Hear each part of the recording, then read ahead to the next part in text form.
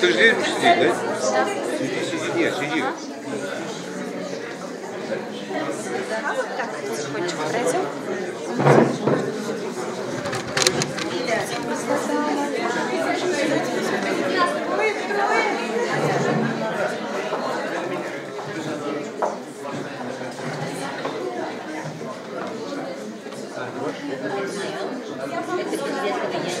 Нет, конечно, а можно сюда положить, чтобы не залить и не снизить получается? А на фортепиано будет играть, да?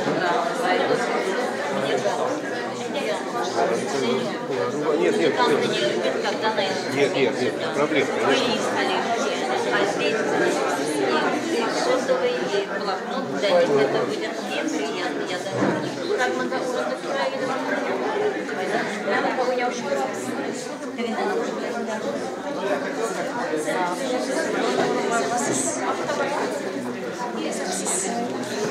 Sanırım çok broken oldu yani.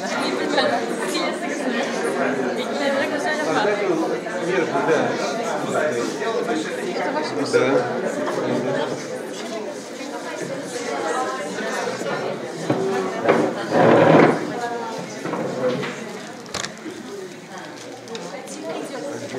Лёва, вот место есть свободное, не садитесь. Нет, я хотел.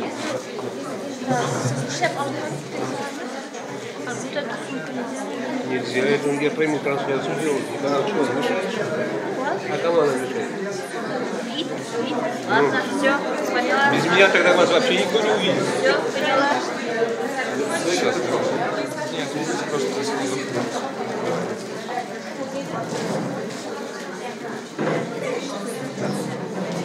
Ты куда пошел?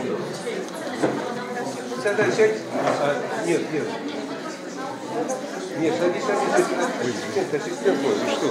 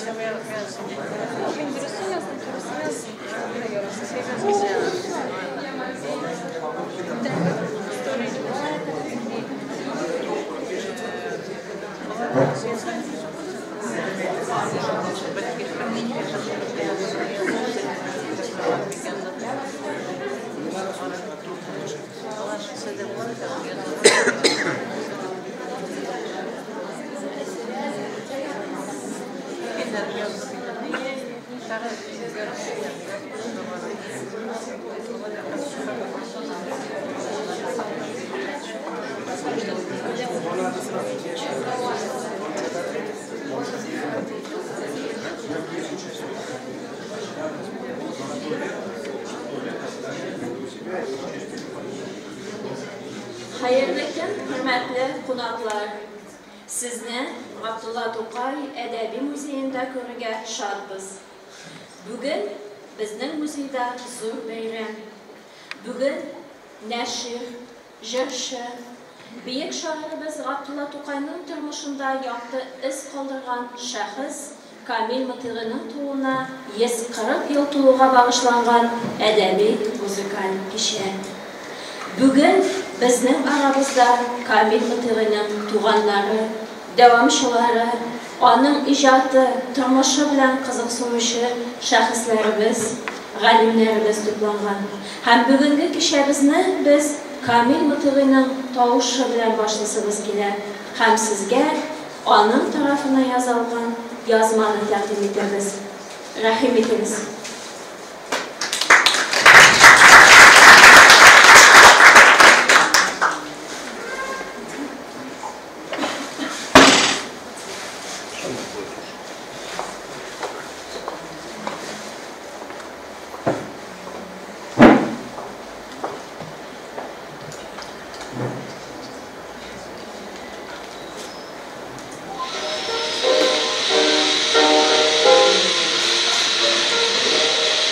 Hãy subscribe cho kênh Ghiền Mì Gõ để không bỏ lỡ những video hấp dẫn.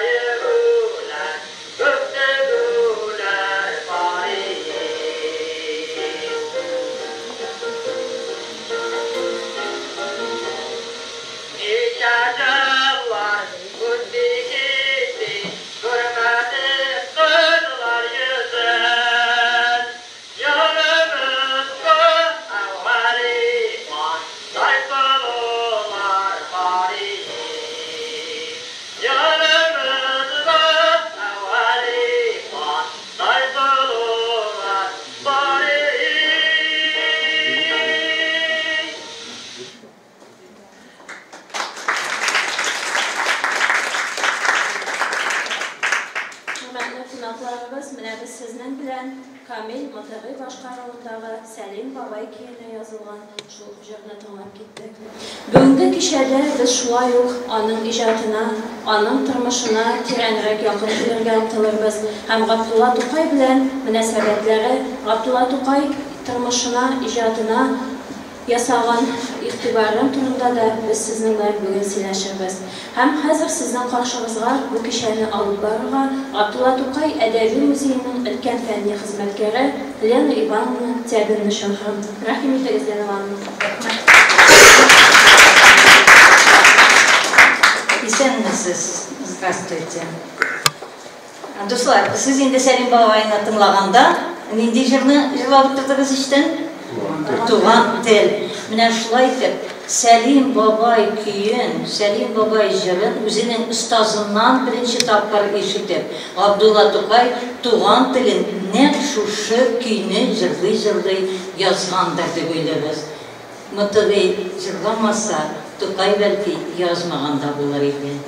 Камил Мытыгыйның Габдулла Тукай турында истәлекләре. Сезнең каршыгызда театр көллияты студентлары. Егетләр, рәхим итегез.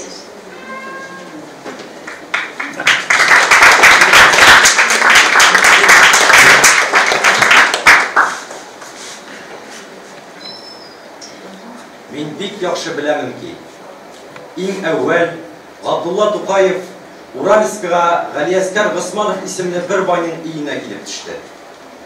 Шул вакытта Уральскида әлеге байның җәмәгате Газиза апа мәрхүм Тукаевка бераз якын тиешле булганга күрә, аны авылдан тәрбия кылырбыз дип чакырткан дип сөйләнде. Аны безнең мәдрәсәгә бирделәр. Мин ул вакытта үзем дә яшидем. Габдулла Тукаев белән яшьлектә арабыз тик 4 кенә ел чамасы булырга кирәк. Мәдрәсә минем әткәм Мөдәррис Мотыйгулла хәзрәт карамагында иде. Шәкертләр арасында мин әлбәттә бер зур хәзрәтнең углы булуым сәбәпле бик күп хөрмәтләргә тиешле булган мәхдүм әфәнде булып күренә идем. Яшем 16-га җиткәч, мине әткәй белән әнкәй үзара киңәшеп, Казанга Касыйм хәзрәт мәдрәсәсенә җибәрделәр. Әткәй үзе Мисырга барганчы, Кышкарда укыган булдыгы сәбәпле, Кышкарга җибәрмәкче булса да, әнкәй юк инде. Минем углым синең кебек авыл мулласының углы түгел.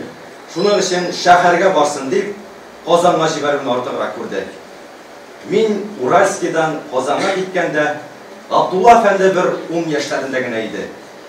Аның иң әүвәлге сабак укыткан хәлфәсе Уральскида бу көндә дә сәламәт булган Фәтхетдин хәлфә Рахматуллин булды. Габдулла әфәнде яшь вакытында ук нечкә табигатьле ва назир күңелле булганга күрә, ул һаман уку артыннан йөреп ва шуңарга бик зур ихлас баглаган иде. Мин Казанга барып 1 ел йөреп кайтканда, Габдулла әфәндедә байтак үзгәрешләр күренде. Ул инде русчадан да сабак башлап, Әхмәтшах Сиражетдинов исемле мөселман балаларына русча укытучы учительгә йөри башлаган иде. Мин Казаннан кайтып, Уральскида өйләнеп, 1 ел тагы үзебезнең мәдрәсәбездән маташып, соңра Мисыр, Истанбул шәһәрләренә укырга киттем. Ул арада Габдулла әфәнде минем берлә аралаша һәм дә утырдаш була башлаган иде. Мин аларга Әхмәтшах учительнең китапханәсеннән русча вак-төяк китаплар алып кайтырга ва шулардан файдаланырга тиешлеге хакында бик күп киңәшләр бирдем. Учитель аны бик ярата. Ва аның зирәк ва гаять зиһенле бала икәненә исе китә иде. Шуның өчен ул барган саен Габдулланың укырга сораган китапларын бер дә туктатмый биреп җибәрә иде. Шул вакытта Габдулла әфәнденең дә рухы гаять туктатмый, гаять күтәренке дәрәҗәдә иде.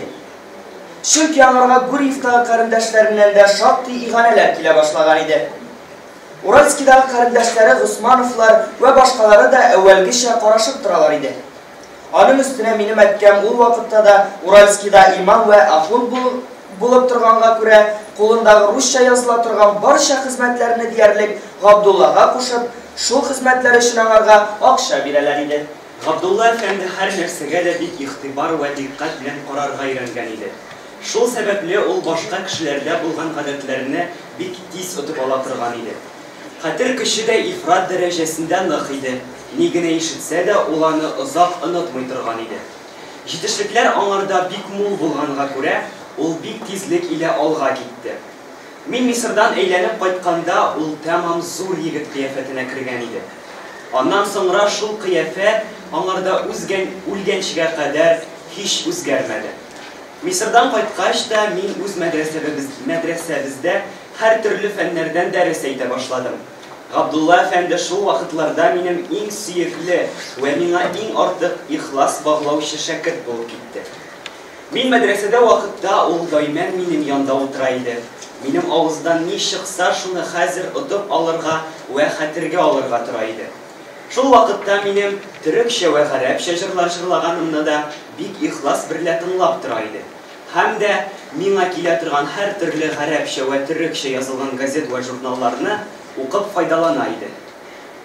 1905 елны мин Уральскийда матбага алып, татарча газетлар чыгарырга уйлагач, Габдулла әфәнде минем матбагама наборщиклыкка керде. Русча вә мусульманча хәрефләр төзергә өйрәнде. Шул елны 27 ноябрьдән башлап мин Фикер исемле газет чыгара башлагач, аны шул газетка корректор итеп куйдым. Габдулла әфәнденең хезмәтләре миңа бик ягымлы һәм үзе дә бик тырыш булганга күрә, мин аның жалованиясын арттыра бара идем. Фикер газетының иң әүвәлге номерында аның русчадан тәрҗемә итеп язган «Ник йоклыйсың, мужик» исемле шигыре басылып чыкты. 1906 ел башында мин Әл-Гасрил Җәдид журналы чыгара башладым. Аның да иң әүвәлге номерында Габдулла Тукаевның «Алла гыйшкына» исемле шигыре басылды. Шул ел ахырында «Уклар» исемле сатира журналы чыгара башладым. Аңарда да ул бик күп шигырьләр бастырды. Габдулла Тукаев минем матбагамда иң әүвәл наборщик булып кергән дәрәҗәсеннән бик тизлек белән Фикер, Әл-Гасрил Җәдид вә Уклар исемле газет вә журналларның иң көчле шагыйре вә редакторы дәрәҗәсенә ирешеп, бөтен эшне үз кулына алырга якынлашты.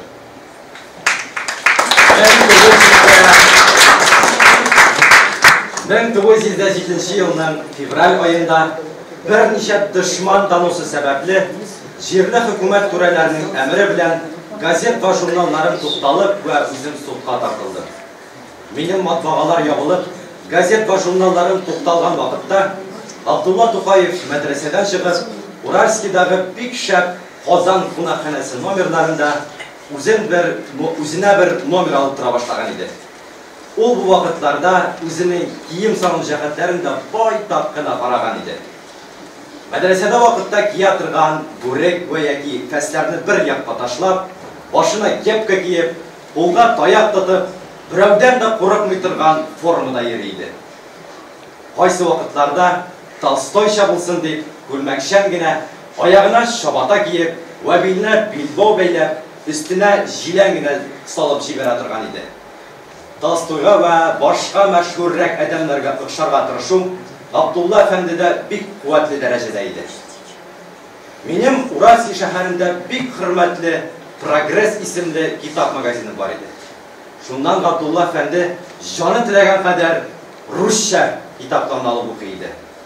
Крылов, Пушкин һәм Лермонтов кеби рус әдипләренең бөек әсәрләре илә Габдулла Тукаев бигрәк тә шул магазин аркылы танышты.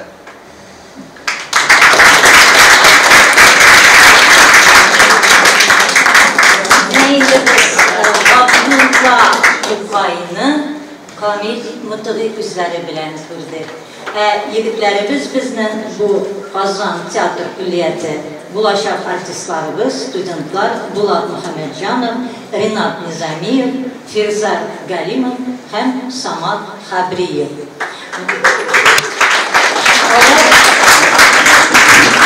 Алар әйтеп үттеләр инде Камил Мытыгый теле белән газеталар чыга башлады. Анда Габдулла Тукайның беренче шигырьләре басылды дип.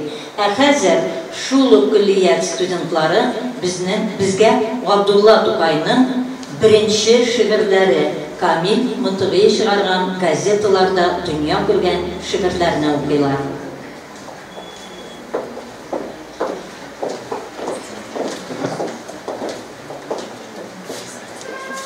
Мөхәрриргә китмәсен кәефең мөхәррир, динсез дисәләр дә, Синаларга бал биргәндә, сиңа агул бирсәләр дә.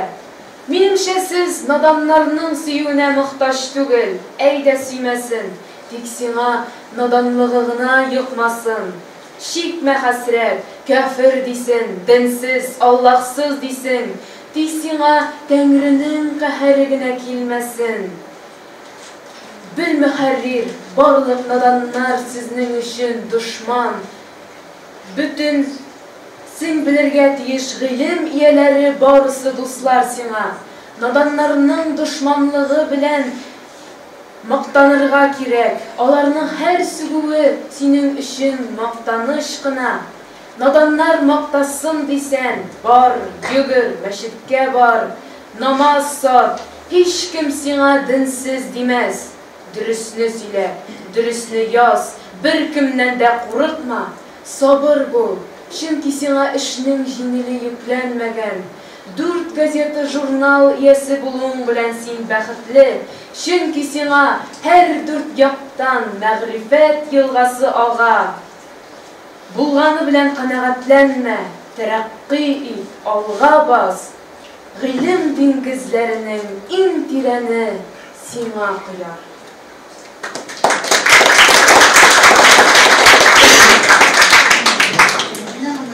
Мужик йокысы.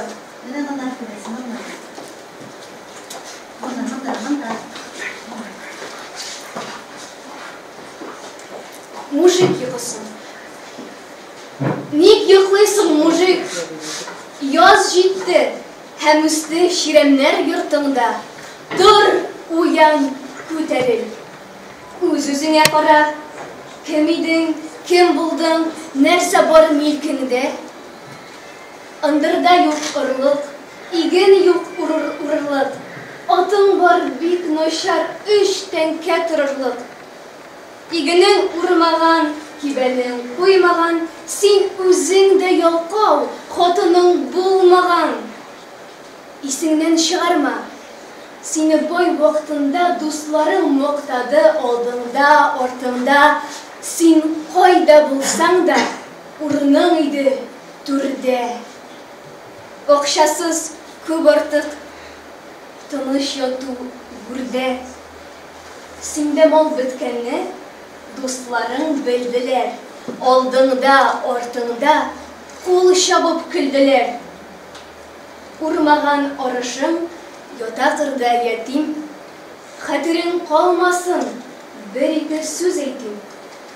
Урмаган арышың бер еллык табышың. Аны җил куядыр, шипшыклар җыядыр. Инде кыш та керде, игенне бетерде. Чаналар астында ак карлар шытырды. Үзеңдә ялкаулык, хатныңда аңкаулык. Кайда кышка азык ачлыктан сакларлык. Күршеләр йөк тиеп калага саттылар. Һәм җыгач күп запас бот сузып яттылар. Җиктеләр парактан, өй салып нараттан. Синең йортта аш юк, туярлык таракан. Синең өй балчыктан бөкрәйгән карчыктай. Кимреп иске ипи ашыйсың тансыктай. Хатының балаң аш, ашарга булмагач. Бу көнне күргәнче өеңне ташлап кач. Күршеләр бай булды, ашлары май булды. Син ялкау йоклагач янчыгың сай булды. Иттеләр өмәләр, җыйдылар гөмбәләр. Һәр михнәт соңында рәхәтле көндә бар. Тик яткач, Ходаем бирми мал сәдәпсез. Бишмәтең таланган, күлмәгең сәдәпсез. Хак сүзне әйткәнгә, киң күңелең тарайса, урыныңнан кузгалма, йоклый күр алайса.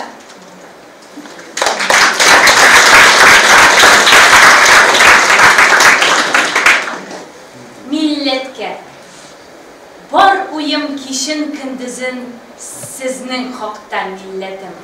Саулыгың минем саулыгым, авыруым минем авыруым. Син каршымда бар нәрсәдән дә изге һәм хөрмәтле. Dünya birseler de satmam millet milliyetimni. Siniki dip isepleseler bәхетлімін. Игіліклі шағирын bulurga niyetliymin. Күңілім milli деген сөзні сүйе. Білмем неден, миллетім, мені milli, миңа шатлық бөләгі. Hiç şiksiz her хыялдан татлыдыр millet хыялы. Шаша қалсам да тик шул хыялдан гына булыр. Мені шағирлікте мәңгі туғрый тәңрем. Шунда гына күңелемнең бүтін тілек ымтылышы. И күк, ал жанымны, тик зинхар, алма шөһрәтемне. Минемчә, онытылу, тибәрелү үлемнән яманрак. Үзем үлсәм дә, ғажиз исмем үлмәсен, юғалмасын. Минем тырышлыгым һәм эшләрем юғалмасын. Әгәр милләт мине илтифат итеп искә алса, шул минем мақсатым, теләгем һәм бәхетем. Мин сиңа яратуымны сөйләдем, и милләтем. Мин ышанам ки, син дә мине дус күрерсең.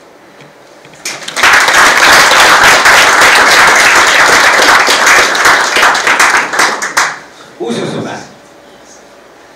Телим булырга мин инсаны гали.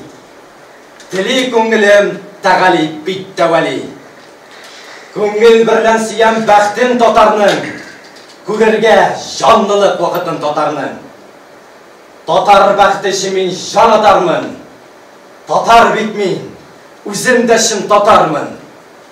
Хисапсыз күп минем милләткә вәгъдәм. Кырылмас муавы, валлаһи әгъләм.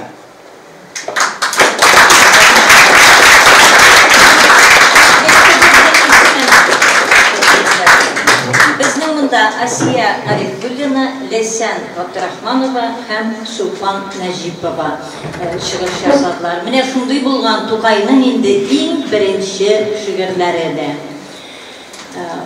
Студентларның остазлары ул Инсаф Абдулла, Татарстан Республикасының атказанган артисты. Кемсең ул Камил Мытыгый, инде белә башладык. Ни өчен Габдулла Тукай әдәби музеенда шул хәтле экспонатларны куйганнар аның турында. Һәм Камил Мытыгый, Мытыгылла хәзрәт турында иң күп белүче кешене сезнең атыгызга чакырам. Филология фәннәре докторы Fuat Abay Галимуллин, музейебезнең иң якын дусларының берсе. Татарстан Республикасы, Россия Федерациясының атказанган фән эшлеклесе. Әле ул Мытыгыйлар турында әдәби әсәрдә авторы. Fuat Abay. Хәерле көн, хәерле башысы бар. Менә Камил Мытыгыйның да журналист, нәшир, җырчы дигәннәр шулай бит. Барсы да дөрес. Шул кадәр киң кырлы шәхес. Безнең Габдулла Тукай үзенең беренче матбугатта басылган шигырьләренең берсендә 20-нче гасырны, ягъни яңа гасырына мәгърифәт гасыры дип атый. Һәм менә шушы 20-нче гасырны мәгърифәт гасыры итүчеләрнең берсе әлбәттә Камил Мытыгый. Без инде күпмедер барыбыз да аның үткән тормыш юлында яхшы беләбез. Ул бик тә шундый зыялы, bütün bilimlerini, гыйлемнәрне, кешелек яшәешенең bütün кагыйдәләрен туры китереп яши торган. Менә шундый Мытыгыйлла хәзрәт гаиләсендә дөньяга килгән. Мытыгый ул әле буйсынучанлык, ягъни Аллаһы Тәгаләгә буйсынучанлыкны белдерә. Күрәсез, исем кушканда ук безнең Мытыгыйлла хәзрәткә әнә шундый аның киләчәк тормышында үтәячәк миссиясын біліп дегендей шул қадар дұрыс етіп исем бергенler. Камил Ботыйгый әлбәттә үзенең әтисеннән әнә мәдрәсәдә, Ботыйгый мәдрәсәсендә белем ала, андагы рус классында да укый. Казанга килеп менә әйттеләр, егетләр Касимия мәдрәсәсендә дә укырга омтылышы булып ала. Ләкин биредә укуның шактый түбәнрәк куелгандыгын төшенә ул. Үзенең әзерлегенә караганда инде әлбәттә. Менә шул арада кече Кайбышка да кайтып килә. Әтисенең туган җире шушылай бит. Һәм инде кире җаякка китә һәм Әл-Әзһәр Дарел-Фөнүненә барып 2 ел укып кайта. Менә күрәбез. Һәм инде 2нче елдан алып 5нче елга кадәр әле безнең Габдулла Тукайыбыз Ботыйгый мәдрәсәсенең шәкерте булган вакытта анда дәресләр алып бара. Яңа гарәп әдәбияты, бүтән шундый ул чор өчен, ул чор мәдрәсәләре өчен яңа булган, тирән һәм бик кирәкле булган фәннәрне укыта. Мәсәлән, мантык фәнен, көнчыгыш традицияләр нигезләнеп шушылай бит. Һәм инде әлбәттә ул полиглот та бит әле. Күп телләр белә. Төрек теле, гарәп теле, фарсы теле, үзбәк теле, бүтән, әлбәттә татар, рус теле. Менә шушы күп телләр белү генә дә аны шул чорның мәгърифәтле кешесе итә. Ягъни Габдулла Тукай әйткән, менә шул мәгърифәт гасырын тудыручы, шуны үстереп җибәрүче кеше итә. Чөнки аның информациясе зур, анда белем зур. Һәм инде аның янында укучыларга бер кайчан да эш пошыргыч хәл булмый. Янып торалар. Аның дәресендә утыру өчен, анда кирү өчен. Димәк, ул әле мугаллим дә. Менә бусын без бер вакытта да истән чыгарырга тиеш түгел. Һәм тагын кыскартып кына мин сөйләп инде, әлбәттә барысын сөйләү мөмкин түгел. Камил Ботыйгый кайда булса, кайда яшәсә, шунда вакытлы матбугат тудыручы. Менә ул шушы җаекта име. Иң башта рөхсәт фәлән сорап тормастан Мәгариф дигән журнал чыгара башлый. Аны тиз генә белеп алып тыялар. Әл-Гаср-эл-Җәдид кул язма журналында чыгара башлый. Анысын да тыялар. Ләкин чөнки безнең илебездә милли телләрдә вакытлы матбугат булдыру, милли телләрдә спектакльләр уйнау рәсми рәвештә тыелган иде. Менә бу инде ил була инде, шушылай бит. Һәм шушы әйбердән безнең Камил Ботыйгый шул кадәр авырлыклар күрде. Ниһаят 1905 елда революция нәтиҗәсендә 17 октябрьдә патша бүтән халыкларга да ирек бирү, дин тоту, вакытлы матбугатын, гәзит журналларын булдыру, спектакльләр уйнау үстәлләрендә бирергә мәҗбүр булды революция нәтиҗәсендә. Һәм бу инде әлбәттә безнең Камил Ботыйгыйның да ашкынулы хисләр белән тулы буасын йырып җибәрде. Һәм инде Рәбиев Габдулла Тукайыбызның гыйлемнәр бакчасында дип башланып китә торган шигыре бар бит. Ул шигырьне безнең Камил Ботыйгыйга Әл-Гаср-эл-Җәдид журналын ачарга рөхсәт бирелгәч язау. Бит реклама кирәк, халыкка белдерергә кирәк, әбүнәчеләргә, менә шундый журнал чыгачак, менә шуны алырга әзерләнегез дип, һәм шуның өчен алар махсус чыгаралар. Менә тулы түгел тәгаенләнгән игълан дигән бер брошюра 20 бит чамасы. Һәм шунда Камил Мутыйгый әлбәттә бу булачак журналның программасын бирә.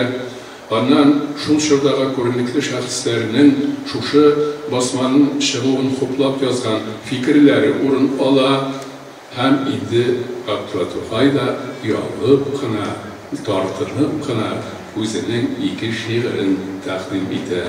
Әле аның язуы да шулай бит. Бәлки бу шигырьләрмә дә бу журналның бер почмагында урын табылыр дип, шундый тыйнак кына итеп инде.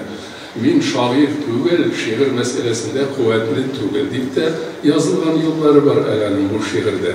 Менә күрәсез, нинди тыйнак башлап җибәрә. Һәм Камил Мутыйгый аның бу ике әсәрен әлеге Иглан дигән кечкенә брошюрада бастырып чыгара һәм инде Габдулла Тукайыбыз анда Габдулла Тукай дип имзасын куйган. Шул рәвешле Габдулла Тукай дигән шагыйрь барлыкка килә. Менә монда да Камил Мутыйгый сәбәпче. Ягъни безнең Габдулла Тукайның беренче татар телендә чыгучы, рәсми рәвештә чыгучы басмада шигырьләренең килеп чыгуы. Һәм инде әлбәттә журнал эшләп киткәч шулай бит. Аның әйтелде, һәр санында Габдулла Тукайның әсәрләре, язмалары шулай бит урын ала. Бу инде аның үз журналы булып әверелә. Ә инде Оклар журналын, сатирик журналны ул нигездә үзе чыгара. Менә мин чык күргән дидем, Камил Мутыйгый, менә шушы безнең элекеге илебездә бүтән телле халыкларга матбугат булдыру рөхсәт ителмәү сәбәпле. Менә әтисе Мутыйгулла хәзрәтне алыгыз. Ул да шушындый булмаса, әлбәттә Камилдә мондый сыйфатлар булмас иде. Ул чагында нәшир булу өчен, ягъни басма Қаға құжа болу үшін кемінде 25 яш керек бұлар. Біздің Камилге ол шақта 22 генә яш. Мутыйгулла хәзрәтнең метрикәсе үз қолында шулай бит, ол бит үзе туган неләрне язып бара балаларына. Ул шундый белешмә бирә аңа 25 яш инде ди. Һәм шушы белешмәгә нигезләнеп Мутыйгыйга типографияны ачып бирә. Һәм бу соңыннан дус бар, душман бар шулай бит. Янәшә дә шуларның шикаяты буенча әлеге хилафлык дип әйтик инде, изге мәгънәдәге хилафлык ачыла һәм безнең Камил Мутыйгыйны да аның әтисен дә судка бирәләр. Һәм суд Мутыйгулла хәзрәтнең үзен ярты елга, Камил Мутыйгыйны 1,5 елга хөкем итәргә чыгара, төрмәгә ябарга чыгара. Һәм инде Камил әлбәттә шикаят яза, кассация жалобасы яза. Аны әле тикшерү өчен байтак вакыт уза. Менә Рәхмәт Саратовта яши торган бер туган Рудольфлар, аның берсе бик яхшы адвокат, икенчесе консерватория профессоры. Менә шул адвокат Рудольфның берсе буларның эшен йөртеп, әлеге хөкем карарын юкка чыгара. Дөрес монда төп рольне тагын җаек халкы үти башкара. 7000 кеше кул куеп, булар гаепле түгел дигән шушындый имза җыялар. Мутыйгулла хәзрәтне өчен эзәрлекләр. Чөнки ул җаекта җәдид мәдрәсәсе оештыра. Яңаша, монда булмаганча Мәхди ишаннарга капма каршы килеп шушылай бит.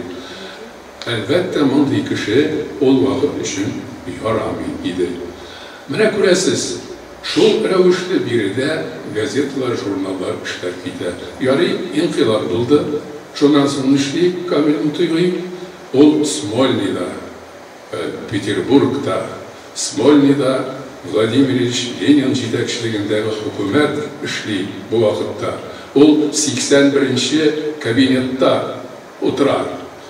Ләкин редакцияләргә киң урын кирәк булуны искә алып, күрәсең, бәлки 67-нче бүлмә җитәкче юлбашчы өчен уңайлырак та булгандыр. Менә алыштыралар.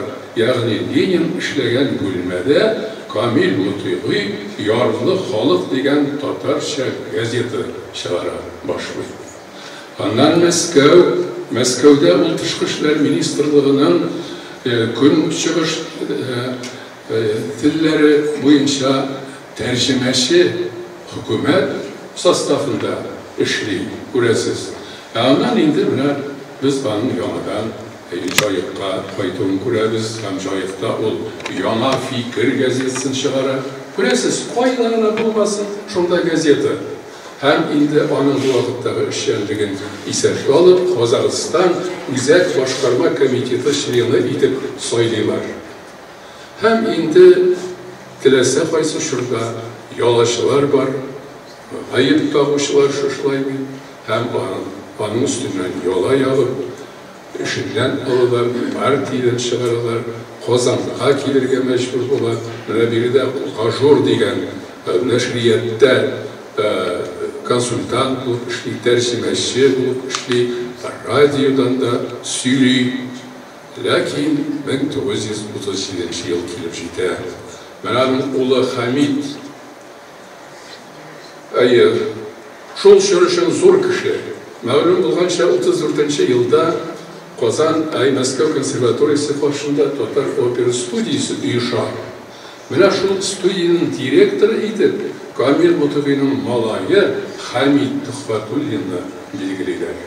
Ләкин 37 елда аны гаепләп, партиядан чыгарып, төрмәгә ябалар. Һәм инде Камил Мутыйгыйның үзен дә Казакстанда партиядан чыгарып кайтардылар бит аны, яңадан партиягә алмыйлар. Һәм инде персональ пенсиясеннән мәхрүм итәләр.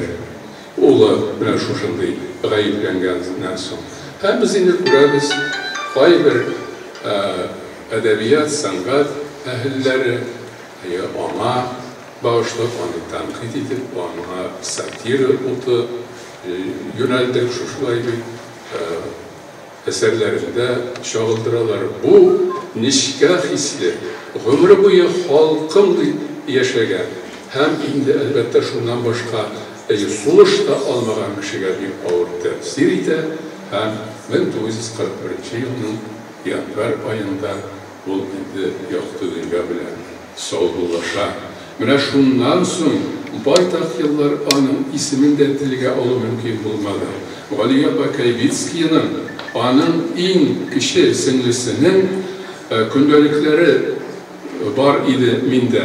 Мин инде бүтән архивын кече Кайбыштагы музейга тапшырдым, ләкин күп кенә урыннарын төшереп калдырдым. Нигә инде фотога һәм инде күчереп тә язгаладым. Менә аның bir көндәлегендә шулай язавы. 1975 ел 25 февраль Дәүләт музеенда Камил Мутыйгыйның 90 еллыгына багышлап, ничә еллардан соң беренче мәртәбә искә алу кичәсе уздырылды. Тарих фәннәре докторы Рафик Измайлович Нафиков шул кадәр матур тулы итеп Камил Мутыйгый турында сөйләде. Һәм аның сүзе бүтәннәрдә сөйләү теләге уятты. Һәм бу кичә Камил Мутыйгыйны, минем туган абыемны шул кадәр зурлау кичәсе булып әверелде. Мин бәхетле диде. Һәм шундан соң ул Мөхәррәмовка, ул чагында Галимҗан Ибраһимов исемендәге Тел әдәбият тарих институты директоры, тарихчы, доктор хат яза. Менә күп кенә хезмәтләрдә Камил Мутыйгыйны каралтып язалар.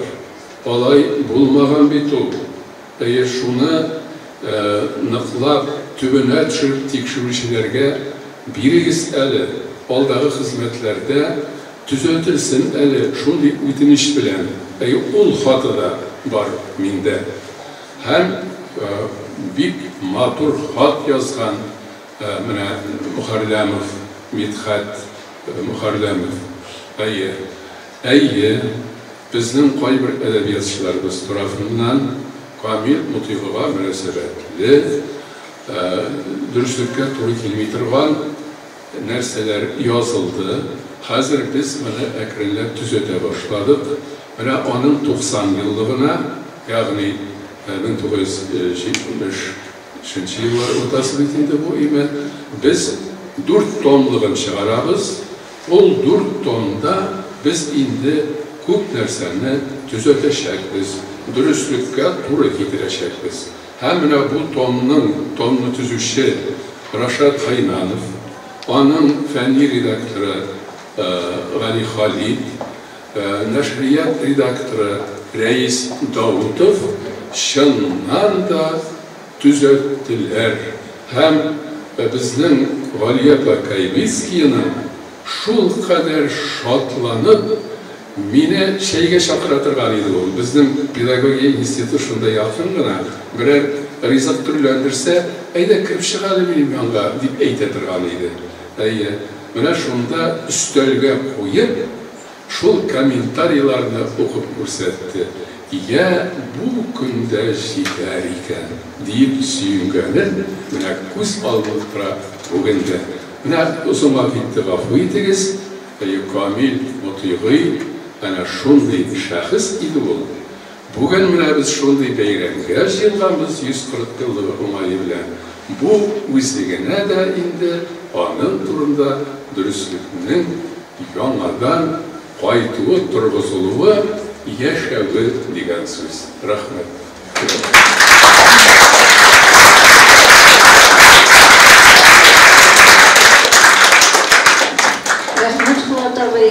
Хәзер инде бәләкәй генә Тукай заманына килеп кайттык әле. Камил Мутыйгылар заманына. Тукай җырлар яраткан, үзе җырлаган, җырларны тыңларга яраткан.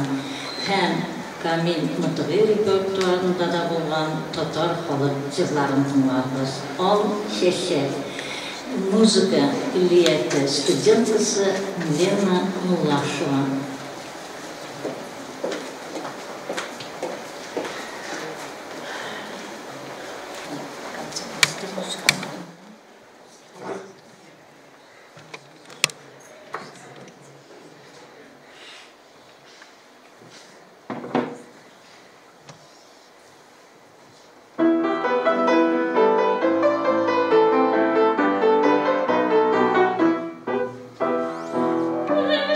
Thank you.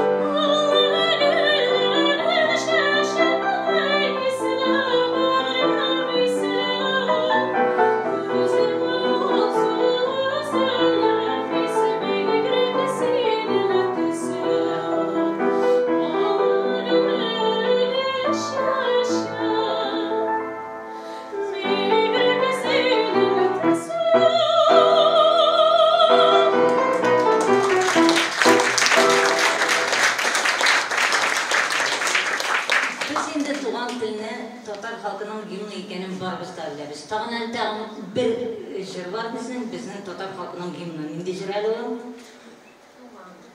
Туган телдән тыш. Bütün kişiler bile onu Ruslar da җырлый. Ай булбулым, ай булбулым, ай булбулымны татар халкына Урта Азиядән нәкъ менә Камил Мөтри алып кайта. Сүзләрен замандашлары, язучы, фольклор галиме, шагыйрь Нәкый Исәнбәт язды. Татар халкының тагын бер гимнын тыңлыйбыз. Ай булбулым.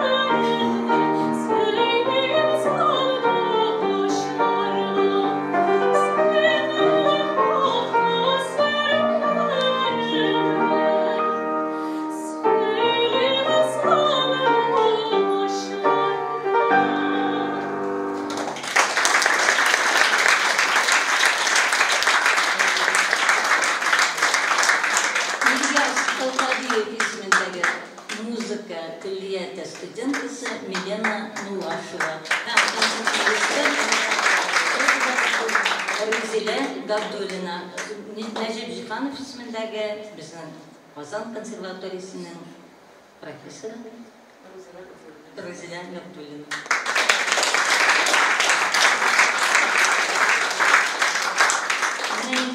Bu damla Gabdуллина нәрсәләр турында бик күп белүче без Фуат абый дигән.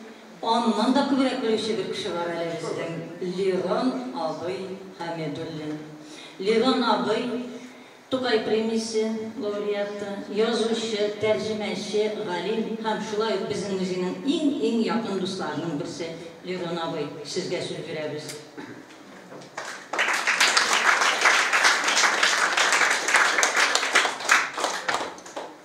Хайырлы көн, барыбызга исәнлек теләп калабыз.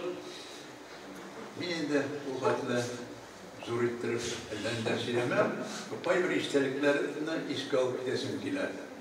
Иң беренче 1963 елда консерваторияның залында Камил Мөтри'нең улы Хамит абый белән очрашу булды. Һәм бу очрашуда нигездә Хамит абый үз турында сөйләмәде. Barıdışa etkisine bağışlanman isteliklerini bilen çok şaşırdı. Bu vakıfada, şu vakıfdan ben bu gayler bilen, bu tırmış bilen çok da kızıksındım. Şundan sonra bir ne kadar materyallarda topladım. Bana şulay yok, Hamit abinin kızı, konservatoriya tamamlayan hanım, Nadia Hanım Hamitova Papa bilen de uçraşırga doğru geldi. Mene bunda benim bu iki kitapta bu tegilarga başlanan makalelerim var.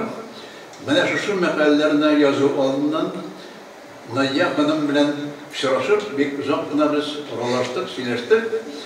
Hem eytirgen gerek Nadia Hanım'ın kvartirasında etisi vafat bulgan bu okuyorlarında o silede hem etisinden kalgan Eligastrit jurnallarının çıkan varyantları da hem bu yazma varyantlarında bir iki varyantı var idiler. Tumbuşkisi tuluydu. Zorla tumbuşki hem bütün şu jurnallar bilen tuluydu. Benim bundan bir mujide alırlar tırışmayı binden değil. Fakat bizden değil. Fakat Abdullah Tokay'ın yazmaları bulgan, şiirleri bulgan sanatlarını aldılar. Kalgan tonlarım neşneydi. Kız bir yap deyip siledi. Bilmem, overdurup gitti. Bana şunu dikkat, niçindir? Matayılar aparatta bizim Ozan tiresinde ölekilikten gelgen nedir bir öne bitirme gibi gerek bir sizde. Bu indi niçin bilgen edememin? Onlar Tataristan'dan çıkan olsalar da jayıp da zor kişiler, başka kişiler olarak bana şunday bakıyorlar buldu. Bana şundan sonra bu iki kitabımda da çıkan makalelerini yazdım diye bu kazandıkları jurnallara basıp çıktığım makaleler.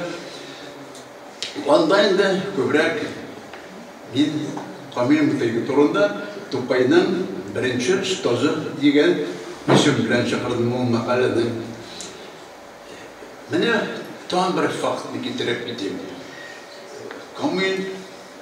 Hamid ve Kamil Mutlubi Hamid abi de ona işgal hanıydı diye konservatuvarda şarkında. Onun birinci romanı Baxtli Meryem romanı 1903 yılda Peterburg'da basılıp çıkar. Bu bizden edebiyette ne sebepledir? O roman temliyor olmuyor. Ne sebep ekeni bilmiyorum. Belki indi Petrograd'dan Kazan'a hem Tataristan'a gelip gitmeyendir, taralmagandır, ne sebeple bulmadır. Hem şuluk tipografiyada Kırım Tatarı uyuşturman, Peterburg'da Kırım Tatarı uyuşturman tipografiyada Kamil Mutlu'nun bir piyesası da neşr edildi. Bu piyesasını da bizde işe almıyorlar. Belki ne bilmiyorum, kalemlerden eybrilerin kalmı yok. Bana bir güne de hatırga kilgen yok. Bana şimdi piyesada bulgan iken, şimdi Kamil Mutlu'yu şimdi piyesada yazan iken diyen materyalını uçuratladım bulmalı. Hem sonradan da ama bir 20 yıllık jırçı olarak icat onları ötkenden sonra 20 yıllık dul pensiye verirler, mahsus pensiye verirler. Şu vakitte yol edip yolga çıkmandan sonra diyeceğim, o bir tam bir iş piyesi yazılıp işe alma. Bana bu piyeselerinde bizde işe almıyor. Kileşekte, benim olayım kileşekte, nişimdir bizim gençler, yaş olanlarını biraz ona işe çıkarırken hem işe alarak yetiştir deyip bileyim. Onları işteliklerde, nelerde var. Tokay okumanda Motiga Hazret şiirler de silegen, şekillerge, bizne şu an şiirlerini silegen, hem şiir, nişik şiir çizmişleri turunda fikirler de etkilegen. Bu bitinde kaçsı medrese, kaçsı işanımız bizden kavat şunda yok. Neler ben şiir sisteminin nişik tizirge, nişik gözlerine diyenlerini kimin silegen? Silegen ondan bizde işsilmiyor, bulmadan. Ne bulgandı o? Ne yazıp kaldırılmadan. Ne onda Tokay'la bağışlanan isteklerde bu fakta etkili olmadan. Bu Tokaylar okuyan sırada şiir çeşitleri durumda da hem Künçür ediplerinin şiirlerin de dersler vaktinde, dersden sonra Mene kavatlap işgal bitkerge yarata duran kişilerden birisi olan. Men öyle gelecekte belki mene şu yılışta tergeç bulur. Gelecekte Kamil Mıttığı, ana ulu Hamid Tufatullinler turunda gelecek yazışlarımız, gelecek halimlerimiz yamadan yama başışlar yasalar deyip oluyor. Mene Fuat işgal gitti. Peterburg'da Hamid Bey, Kamil Mıttığı gazete çıkarabilir. Kadir değişimini anlattım ya. Şu gazetenin yüzünden dersin, Şulpan gazetesi çıkar. Şulpan gazetesi turunda, şu gazetenin yüzünden çıkar. Şulpan gazetesi turunda bizim barışında biliriz. İnstitütlerde de okanda, mektepte okanda da Novitmine şu Kamil Mıtığı yetiştirgen gazetenin yüzünden şu yüzünde başlanıp gitken bu gazetenin işgalı şey yok. O turu o bir baştan vergen. Hadi bizi patlaşmandır belki. Belki patlaşman bulsa da ana mulla balası olarak onlar ulunun hükümette termege yavalları işlettip ana o faktlarını telge almasına tırıştanları verildi. Rahmetullah'a beyinde ortak o halde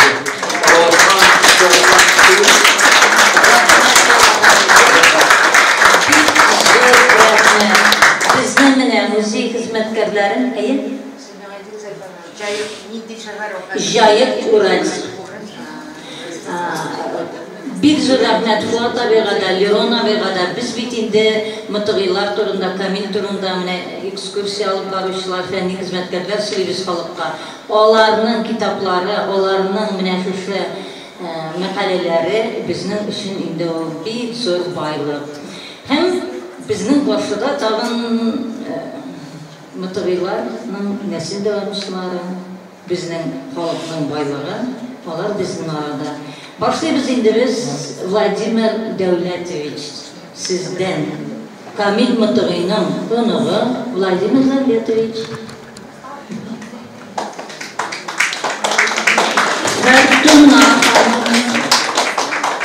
Fortuna Hanım bizden bilen siz şaşasız mı? Ekran. Kamil Mıtıgı'nın konuğu şıdırgına okuyumdu Vladimir Devletoviç. Kim ekskursiyada bizim bilen bara, biz o ekskursiya vakitinde ekspozitsiyada Vladimir Devletoviç'nin kirken ilişi turunda da sizler biz tanıyoruz. Вы уже много сказали про деда Камиля Мытыгы. Я по-русски несколько слов скажу. О нем много рассказывал его сын, дядя Хамид. Очень много рассказывал. И как они жили в Уральске, там дом Тухватуллиных есть. В этом доме располагалась типография, которую дед купил до нового века, помните, как говорится, в 1905 году газету начали выпускать. Он купил типографию за свои деньги. Там городская дума не смогла помочь, дать, он добавил много денег, купили типографию на татарском языке. И первые газеты на русском языке, на татарском языке, «Стрелы», журнал «Аль-Касир-Джадид» и другие 4 газеты выпускались в этой типографии, в которых начал печататься, как уже сказали, на татарском языке, была только первое стихотворение в этих газетах и журналах. Дед был очень прогрессивный, и такие прогрессивные темы, материалы печатались, что не очень нравилось городским властям. Они хотели разгромить типографию, а семью Тухватуллиных, как бы уничтожить. Габдулла Тукай, работая в типографии наборщиком, все это видел. и испытывал, пропускал через свое сердце. Вот я хотел зачитать стихотворение его, которое Тукаева, редактору, адресованное дедушке. В этом стихотворении как раз выражены все те мысли, все те трудности, которые испытывались в то время. Ну, я не профессиональный артист, поэтому зачитаю как можно. Не горюй, не злись, редактор, что им злобный вой тебе, мед неси тому, кто хочет яд подсыпать свой тебе. А по мне, не нужно вовсе обретать любовь невежд, ведь никак нельзя смириться с темнотой людской тебе. Пусть безбожным вольнодумцем называют «не горюй», лишь бы только гнев Господний не грозил тебе бедой. Правдолюб гоним повсюду, я уверен, день придет, и любовь свою в награду принесет тебе народ. Вот кратенько тут еще больше там написано, я ваше внимание не буду. Ну вот то, что сейчас говорили, правда, вот если быстренько прочитаю я. 4 газет владелец, 4 земных сторон, реки знаний устремляют свой живой поток к тебе. Глубочайшим морем знания надо стать. Иди вперед. Пусть тебя простором манит, пусть полетит застой тебе. Вот в этом стихотворении видно, как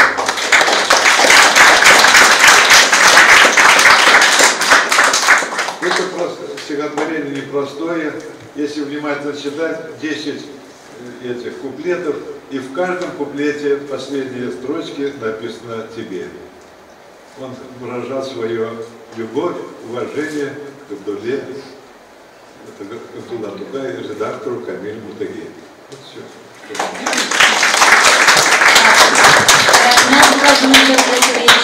Rubin Maran tercümeşisi bu şiirini biz ekskursiya vaxtında şulay tınlayırız. Hazır indi biz Fortuna xanımğa, Dolores xanım sizge söz veririz, siz bizden ülkenlerinin ülkeni. Mikrofon yanına sizge yiyin.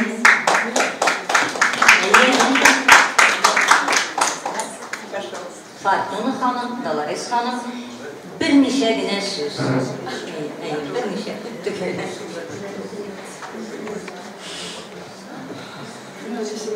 İsmim Fortuna.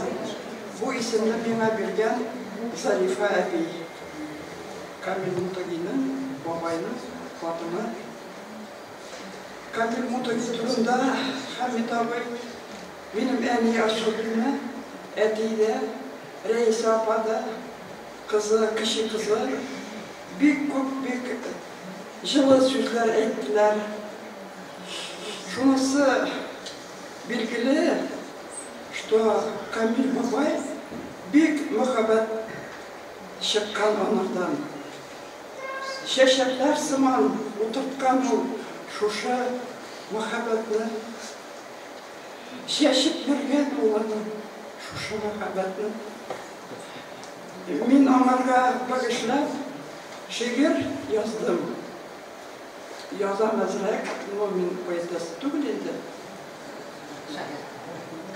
Şair tügüledi. Но min uruşa yazam. Bilen ki bütün ömrüm benim 10 klas bitirdim uruşa, onlar institut. И her bir gün benim urus nasileni bilen uzdu. Şuna göre gafı ederiz, uruşa yazdım. Bu şiirini bağışladım ben özümden büyük yaratkan babama. Любовь пришла, она глоток воды, когда в пустыне ослабеешь, она во льдах и в непогоду найдет укрытие, не срабеет. Она в вечерней тишине, плеча коснувшись потаенно, как милый ангел с вышины, и скажет что-то отрешенно. Любовь идет к нам.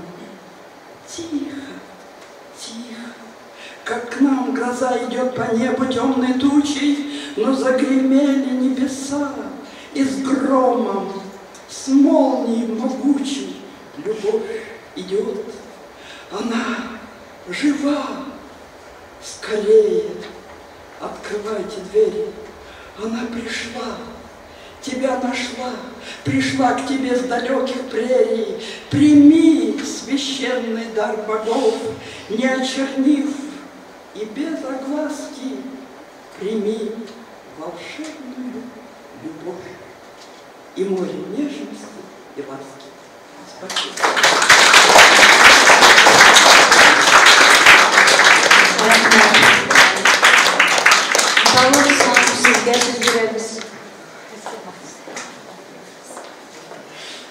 Я своему деду, Камилю Бутугу. К микрофону подойдите, пожалуйста. Да я громко могу говорить. Нет, у нас запись идет. Посвятила стихи по поводу вот этого юбилея 140-летнего. Естественно, на русском, к сожалению. Камилю дедушке посвящается. Ты шел вперед, опережая время, и, обгоняя современников своих, оставил яркий свет в культуре во всех известных нам свершениях твоих. Одна из главных черт – пассионарность. Был движим этим качеством своим.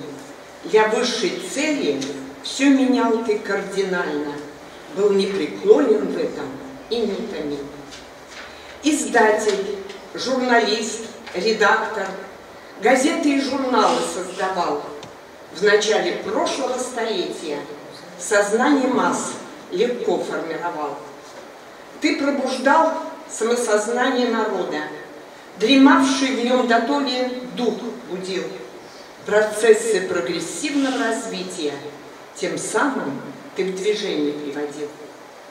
Бог подарил тебе прекрасный голос, красивый, бархатистый баритон.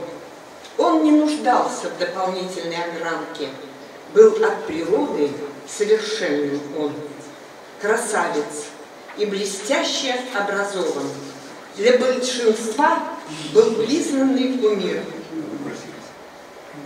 Ты покорил своим талантом не только тюркский, но и русский мир. Шаляпиным татарским называли, как он имел невиданный успех. Певец Камиль Аль-Мутыги Тухватуллин тогда был на слуху у всех.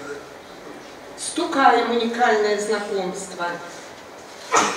Тукай в твою семью был вхож. На посещавших медресе шакирдов Тукай ничем не был похож. Пытливый ум, большая жажда знаний и легкость в написании стиха, бунтарский дух защитника народа, за справедливость пылкого борца. Отец твой был его учитель.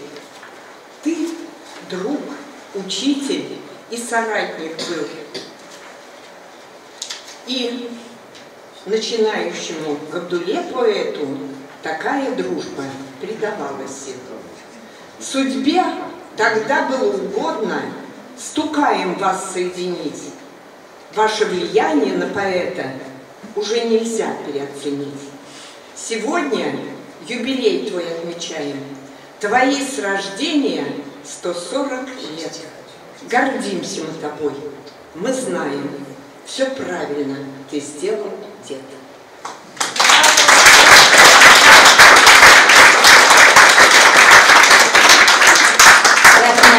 Менә шундай матур-матур шигырьләр яңгырый. Безгә бүләк итеп калдырабыз диләр кулъязмалары белән. Хәзер бу безнең кичәне оештыруда бик тә актив катнашып йөргән Светлана ханым, Светлана Гилмунова. Ул Камил Мытыгыйның иң кичкенә кызы, Рәйсәнең кызы Камил Мытыгыйның онугы.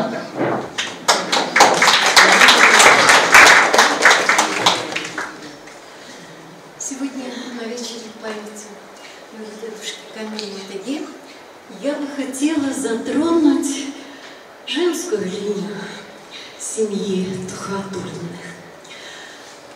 Понятно, каким подарком явилось для Камиля иметь такого отца, как Матулла Хазрат. Но не менее значимыми в его жизни были две удивительные женщины. Это его мама Визинас и жена Зарифа. На мой взгляд, они отличаются от тех образов книжных женщин, татар, мусульманок начала XX века. С одной стороны, и Визинас, и Зарифа были в полной мере наделены очарованием женской красоты. Они были верными хранительницами семейного очага. И в то же время это были очень образованные женщины. Они разделяли в полной мере прогрессивные взгляды своих мужей. И по мере сил, надо учесть, что обе они были многодетные матери, но по мере сил они стремились помочь и поддержать своих мужей в их нелегкой деятельности по развитию культуры и образованию своего народа. Я назову только несколько интересных фактов. Вот Гизинас Абустай, она при поддержке мужа создала в Уральске женское медресе, где девушек обучали в том числе и основам светских наук. И что интересно, девушки обучались пению. Она организовала хор девушек и привлекла к участию в этом хоре всех своих 4 дочерей. И часто репетиции этого хора проходили в доме Матуллы Хазрата.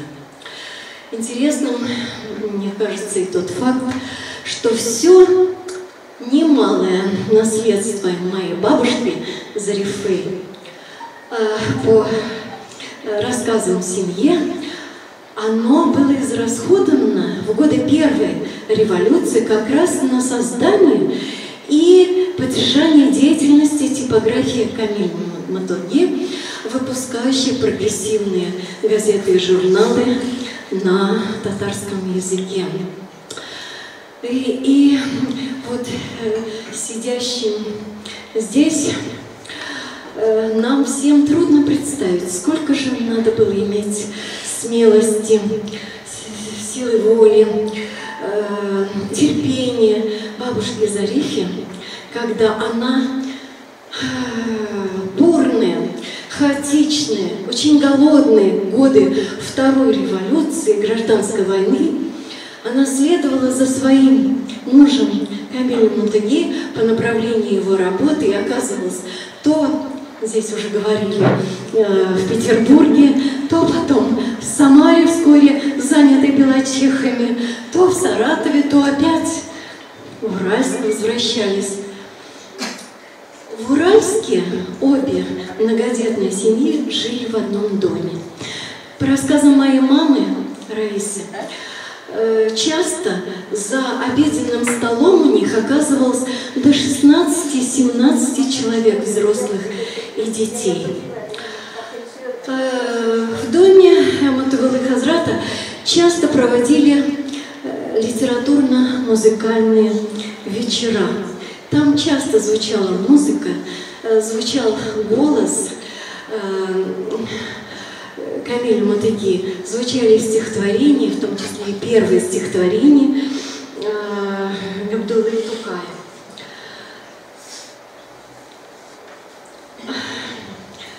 И вообще, это была одна большая, очень дружная семья. И атмосфера была удивительная. Она была удивительная, потому что всех членов семьи связывала любовь, искреннее желание понять, помочь друг другу. И вот эта атмосфера, я ее успела, к счастью, почувствовать через сестер Камиль Матулги, среди которых прошло мое детство и юность. и могу об этом говорить с большой достоверностью. Дом Матулы Хазрата в Уральске стал своеобразным культурным таким негласным центром, и туда тянулась прогрессивная молодежь. И туда, в дом своего наставника и учителя, Матулы Хазрата, а также друга и издателя Камиля Матуги, очень любил приходить юный Габдулла Тукай.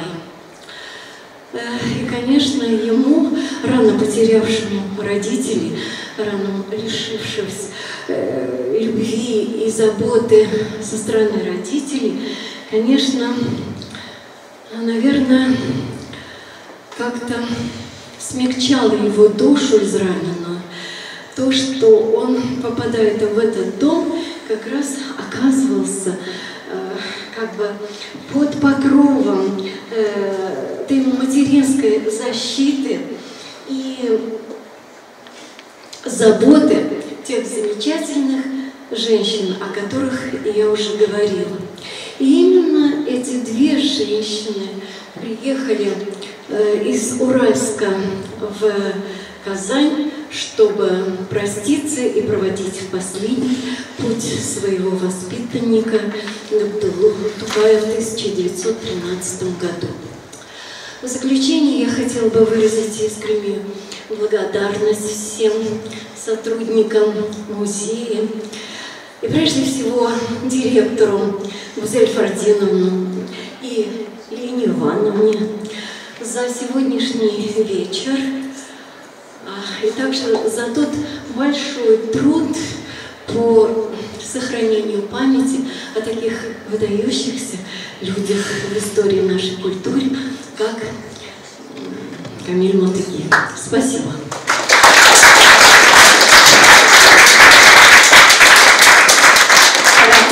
Рахмет, Светлана ханым, барыбызда докунланабыз. Бик докунланабыз, чөнки чынлап та Камиль Матугиның, Тухватулла хәзрәтнең менә монда күпме туганы утыра. Һәм дә безнең өчен бик тә ерактан кунакка кайткан Ильяс Айдаров һәм Люция ханым. Ильяс Айдаровны чакырыйк әле без. Галия Кайбецкийның оныгы буласыз бит инде. Әйе, белмәгәннәр өчен. Һәм Ильяс әфәнде, аның картиналары монда Габдулла Тукай карый безгә, Камиль Матуги, Галия Кайбецкая, Зәйтүнә Мавлютова, барсында Нәҗип Җиһанов та бар икән әле, барсында борылып карагыз әле. Ильяс Айдаров эшләре сезне монда микрофонга һәм Гүзәл Фардиновна.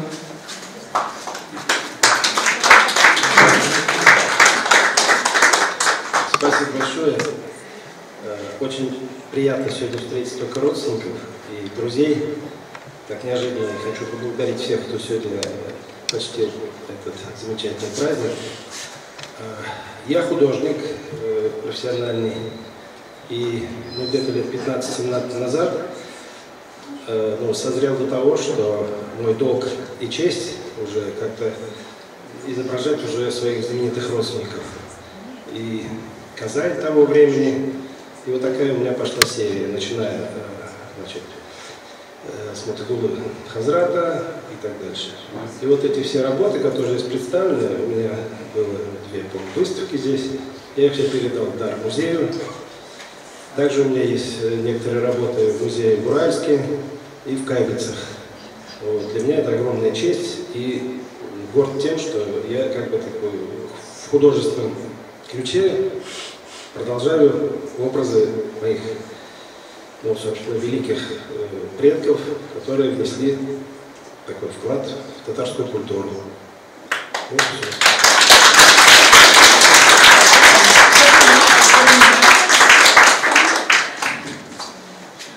Hörmətli qonaqlar, şundan da İlyas Aydarov bilan xizmətdaşlik etib bizga zo'r quvonish. Татарстан Республикасының Милли музей фондында İlyas Sayyarovичның бик күп эшләре саклана, аерым зур коллекциясе бар. Һәм менә шушы көннәрдә генә ул коллекция яңа эшләр белән баеды. Һәм аларны сез биредә әлеге күргәзмәдә күрә аласыз. Аларның берсе Габдулла Тукай һәм Камил Мытырый дигән эшебез, һәм икенчесе Галия Кайбская һәм Нәҗип Җиһанов дигән эшебез. Калганнары менә биредә күрсәтелгән эшләр алар 2018 елда музей төзекләндерүдән соң оештырылган махсус күргәзмәдә музей фондларына тапшырылды. Һәм İlyas Sayyarovичның музейга булган шундый ихтирамын зурлап, без дә бүләк белән тәбрик итәргә телибез. Татарстан Республикасы Милли музее генераль директоры Алиса Львовна Вяткина исеменнән İlyas Sayyarovичка Татарстан Республикасы Милли музеенең фондларын баетудагы зур хезмәтләре өчен меценат значогы тапшырырга телибез.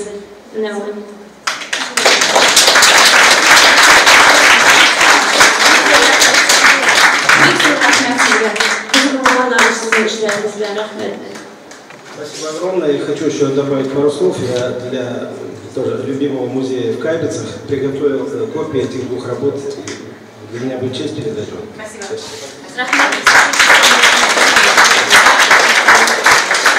Менде бик толкунланам икән, бәләкәй генә булса да бик зур бүләк безгә Светлана ханым бүләк итте. Бу китап бар иде музейда. 1992 елда чыккан китап. Хамид Тухфатуллин әтисе турында истәлекләр. Мен аны кичә укыдым. Теге елы укыдым дип әйтә алмыйм инде. Ләкин шул хәтлектә итеп язган ул әтисе турында горурлык та, туганлык хисләре дә. Менә бу китапны килеп безнең Тукай үзәгендә укый аласыз. Һәм дә аның туганнары дип әйтә алам инде мин, якташлары Кайбыш районыннан килгән. Безнең Кайбыш районы администрациясының рәисенең урынбасары Заялиев Рамис Рафисович һәм музей директоры, музейның мөдире Шулпан ханым Камалиева.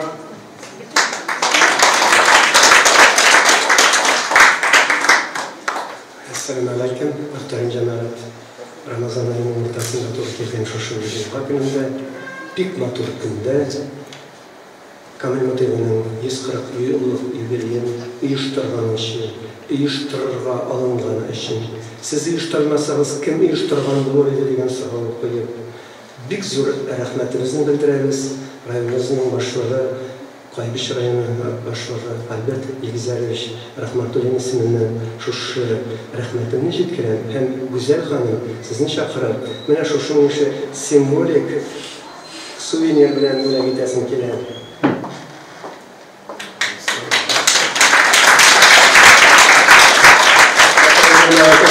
Kaybish deb yozilgan. Ham bu simvolik iki türlü simvolga ega. Chunki Güzel xonim Kaybish qizi.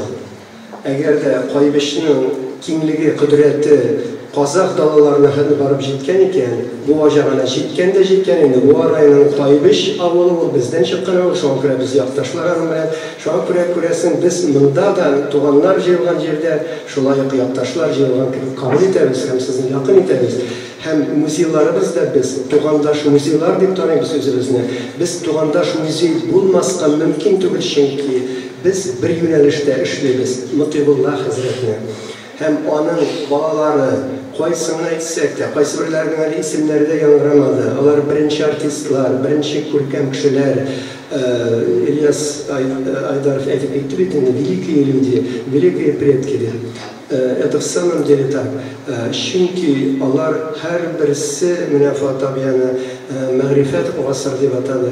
Benim de anlayışrak bulsun için Avrupa'nın hazır yaratıp bitirmesek de Avrupa sözü Rensans, Tatar halkına Rensans kıdık nindigine yönelişte aşmağın medeniyetinin türlü yapılarını eytesim keler. Biz yaktaşlar bana zor ittirip eyteriz yaktaşlar deyip. Çünkü indi qaybir kişiler öyle bitindi. Valiya Kaybitskiy tekmeyagana bitindi özüne pseudonimni Kaybitskiy deb almagan rayon bo'lgandir. Eminani kirsin şeytan. Rayon hali 1922 yıllarda bulmagan, 1927 yıllarda açılgan. Kirisinçe Kaybish rayonu Менә шушындай мәшһүр артистка исемен йөртсә ничек булыр икән дип ачылган булырга мөмкин дип кайсы бер вакыт әйткәләп куям. Икенчедән инде Фуат абый кебек без аны бик тәэсирләнеп, әсәрләнеп тыңладык. Аның хәтле белеп тә булмый, аның кебек сөйләп тә булмый. Фуат абый белән кем ярышсын инде бит. Әмма ләкин барыбер ачасы килә. Киң кырлы, күп кырлы шәхеснең төрле якларын тагын бер кат ачасы килә. Өстәп ачасы килә. Менә мисал өчен инде матбагачы дидек. Һәм әйтергә кирәк, ул бит инде беренче издатель, беренче журналист. Журналистлар монда шактый беренде. Әмма ләкин алар профессиональ эшчәнлекләрендә беренче матбагачы, беренче журналист кем соң ул дип сорау куялар микән кайчан булса? Мен үзем журналист укымаган инде, белмим, белеп җиткермим. Бәлким ул урынындадыр инде, күптәннән кирәктер инде аны шушылай куярга. Хәтта мен менә монда телевидениедә чыгып китте хәзергә. Телевидениегә Камил Мөтыйганның нинди катнашы бар дип сорау куярга мөмкин. Берничә тапкыр, уннарча тапкыр яңгырады бүген Әл-Гаср Җәдид журналы, беренче журнал, татар журналы ачылган. Ул бит инде яңаша яңгырый. Гарәпчәдән татарчага яңа гасыр дип. Бәлкем аны кемдер уйлап куйгандыр. Яңа гасыр телевидениесе менә бу яңа гына 21-нче гасыр башында уйлап таптылар дип. Юк, без аңлаганыбызча аны 100 елдан артык Камил Мөтыйган уйлап тапкан. Ул хәзер ярыш белән генә килеп чыккан исем. Шуңа күрә мин кайсы бер вакытларда бу яңалыкларны араслыйм, кайсы вакытларда сорау да биреп куям. Ник алай, ник булай дип. Бу теманы ачкан кешеләр, якын килгән кешеләр, монда Леронович чыгышында да искәртеп үтәргә була. Ничектер бу шәхеснең бөеклеген якын килгән сайын аңлыйлар һәм аптырыйлар. Шуның хәтле кыягына кебек түгел, тау кебек масштаблы кешенең ник бер көндә белеп бетермисең? Ник бәяләп бетермисең? Каясың Камил Мөтыйган менә 50 ел элек яхшы ачканнар, 4 томлык диделәр. Мин аңлап бетермәдем, 4 томлык чыкканмы, юкмы?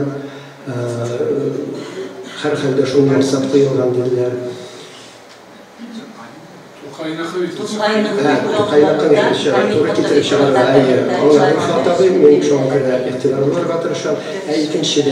Икенчедән, менә бу китап искә төшереләрме дип мин уйлап тордым иде. Чөнки кайбер галимнәр дә хәтта бу китап турында белмәгән булып чыкты. Мин аралашканда аралашадыр инде. Хәмид Төхфәтуллин улының әтисе турында язган китабы, ул әлбәттә дигән сүз дөрес түгел, рус телендә язылган булган. Һәм аны мәрхүм шагыйрь Нияз Акмал тәрҗемә иткән. Нияз Акмал тәрҗемә иткәндә бу шәхес белән якыннан танышкан.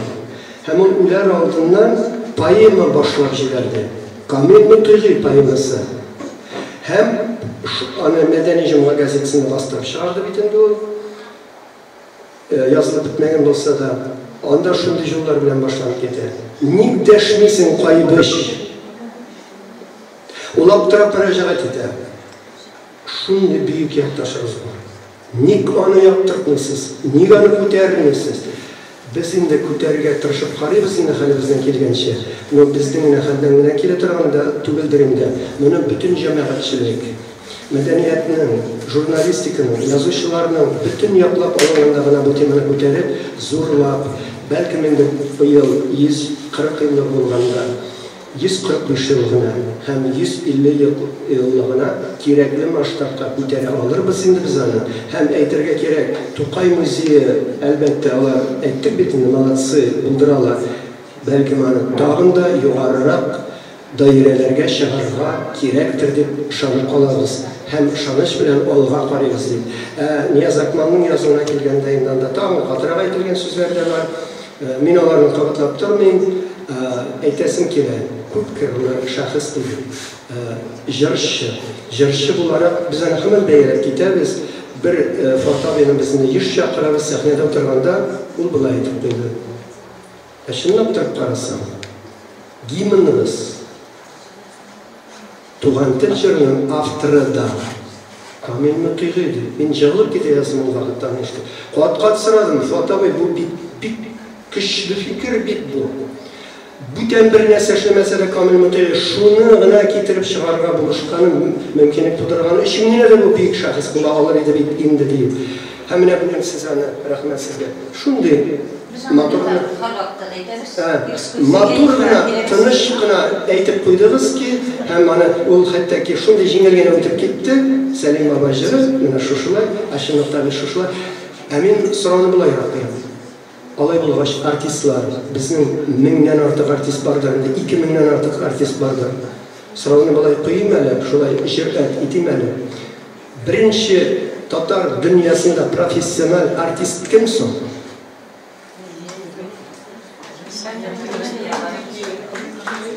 Fuat abi maturunu etti mi? Rudolflar, bir tuğan Rudolflar deyip, birisi dedi, advokat dedi, onların jılıp kala türmeden, ikincisi bir tane 6 ay boyuna Lev Rudolf, onlar bir dersler bir profesyonel dereceye koygan, hem şu dersler negizinde ol, tak просто натурал, şın artist bulup ketken. Hatta şulara da men qısqa gına soňgy jümlemni aytayım. Mene tuğanlar bilen aralaşkanda Fortuna hanım bilen de siz sizesizmi aytayım, sizning oilada, sizning semyada bütünisi kimligini anla. Mutiğullah Hazret, Kamil Mutiği, onların balaları, Hamid Fatuli, hem başkaları kipuşa energiya, passiyanlarını, soy правильно отметили. Nersege tutunsalar, 4-5 yönelişini bir jol alıp baralar, işle bitirmezsen belki ikincisini başlayıp jibererler. Lakin başlıyorlar, nersendirişler, bulduralar. Tukayını da bulduralar, gazetini de bulduralar, jırşılatını da bulduralar, opera derecesine de jiteler, tilese kaysı, genialni hudожniklar da bulalar, men etmekşi bulam. Bu revişli, maştaplı, bu hatlı renesansını biz şunlukta cemaatçilik beyelep bitiramiz. Eydegiz birgelep tutanılalı, beyeli gelin. Paylaş elbette bu ülkede özünün ölüşün hiç şeksiz kertir. Biz şuna göre eydebiz May ayında Galiyapan'ın tuğan günlerin biz bilgilep tutan tradisiye var. Bütün ailenin tuğanların, dostların, всех родственников приглашаем 20 мая в город Кайбицы. Kayseriler şu ayda biliyorlar bütünlerini. Paylaş yoluna motorla Kamil Mütüğü'nün 140 yılının Galiyapan Şirat'taki tuğan günün bilgilemetirge çakırarız. Eğer de Lütfiye Hanım siz de kayıtlarsanız biz bahitli buluruyorduk. Kim birine müracaat etsen de tuğanları bular gibi pasyonlarla yana tügül bu ailelerinin müziği buldururlar, başka orkesmeler buldururlar. Mınday işkirsiz aile, mınday işkirsiz tuğanlar bir kaydaga yok. Mında bulunmaganlar hali. Hem men sizin olda başımını eğen, gümümen Kamil Mütüğü aldığında, Mütüğullah Hazret hem onlarının şuşunday көрнеклі takımı aldığında başın işede olmayın. Orunları cennette bulsun merhumlarının. Rencip gittiler olar kaybırlar bu dünyadan. Rencip yapmasınlar, biz onları eske düşelim.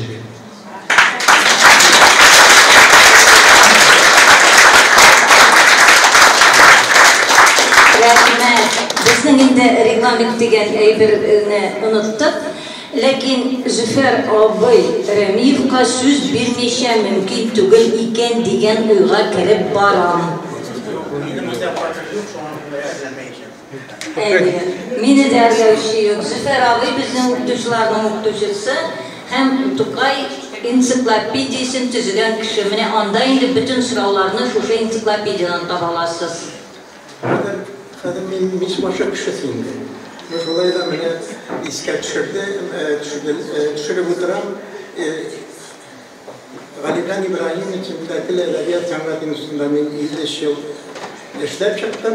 Şuna göre bizim edebi mirasını ligdeki şahsiyetlerin, durmuşların, şenliklerin, iğreniminin inşip varlığından biraz haberdar. Hem eylesim ki de Kamil Mütüğü gibi bu şahsiyetlerden Kukler Stalin çağında Khrushchev'a kadar verilen münasebet dilinde müdürü. Lakin ben eylesim ki de son zamanlarda 1980'li yıllardan başlayıp bizning shaxslarga baya beru obyektiv bo'la boshladi. Mana yuqorida ko'tarib chiqmadim 2 kiloda 600 gram ensiklopediyadan. Bunda da bizning Kamil Mutiği to'g'risida so'z bor. 3 kishiga bunda Kamil Mutiği'ga maqola bor, Galiya Qaybetskaya bor, ham Tuhfatullah Mutiğullah Tuhfatullah. Onlarla Galiya Qaybetskayani yazdı, Fuat Efendi yaxshi etib yazdı. Kamil Mutiği to'g'risida Galiya Qaybetskayani yazdı. Kamil Mutiği to'g'risida bizning Ufatda yashashi Atatürk Şirçirdoz İdris Gaziyev yazdı. Hem aytırga kerak Allah'a ishmaqala men bittadan belgilab qo'ydim. Lekin 60 martaba hamon Kamil Mutiğini tilga oldilar. Chunki boshqa masalalarni tilaganda da tilga oldilar. Anlari Kamil Mutiğinin To'qay bilan munosabatini o'zidan ko'ra bir hozir bo'ldi bir tandim degan so'z bor. O zaman baştan To'qay tandim edi Fatih Hamirxonga. Men hali o'ylab o'tirdim, Uralskiyda Jayetda naq mana Kamil Mutiği bilan To'qaylar tandim ravishida birgalikda ishlab, zo'r ishlar ishlaganlar. 3 gazeta, jurnal chiqarganlar. Şunun kadar taralgan kızganışki bir sanatları tavuk bulmuyor. Mesela To'qay'ın şu redaktör Kamil Mutiği'nde Fikir gazetesinin nişedir sanı falan tabılgan yok. Benim de kayağına varmadım, müracaat ettim, hiç tabılmıyor. Onda onun eserleri yazdı. Onları şu 7-8 yıl aldığımdan To'qay'ın 6 tondan turgan akademik basması çıktı. Biz anda Kamil Mutiği'ni trendeminde yapıların obyektif gelirge tırıştık. Mene şunu da aytasın bize. Her sözümün bitirgende bizning institutda edebi mirasının ötkendeki işliklerinin işçenliğin öğrenü devam eden. Men de hali o'ylab qo'ydim. Bizda bir jiyim fondi. Jiyim fondi bek motor jiyinliklar chiqaradi. Nima qolsa, umuman Mutiğullindan degan umumiy ostida bir jiyim fondi, bir jiyinlik azirlar deb o'ylayman. Shunga ko'ra Kamil Mutiğini so'nggi 30-40 yilda onlarga obyektiv munosabat bizning edebiyat biliminde o'rnashgan ham kelajakda da shulay davom etiladi deb o'ylayman. Rahmat e'tiboringiz uchun.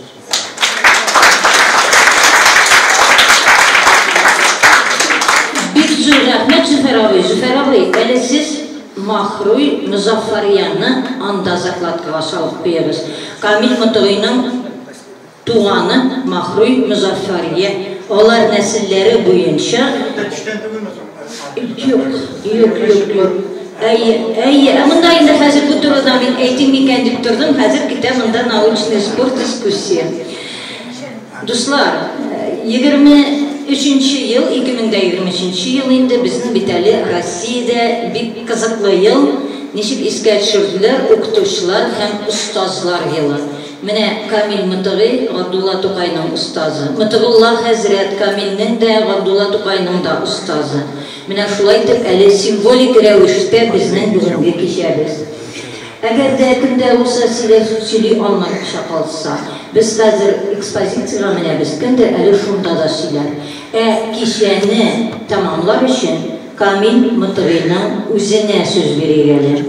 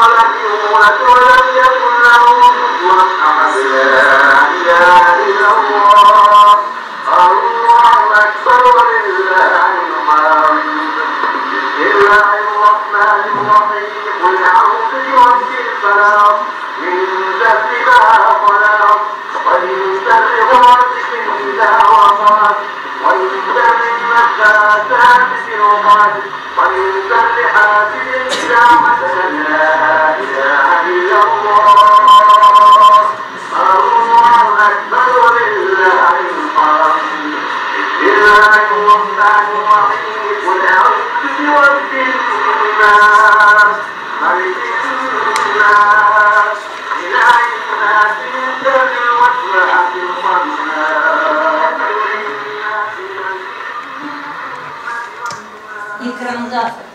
İkramda görünmegen resim turunda men sizge endi bulay bitte biz büteleriz türlü inkluziya ekskursiyalarda barabız.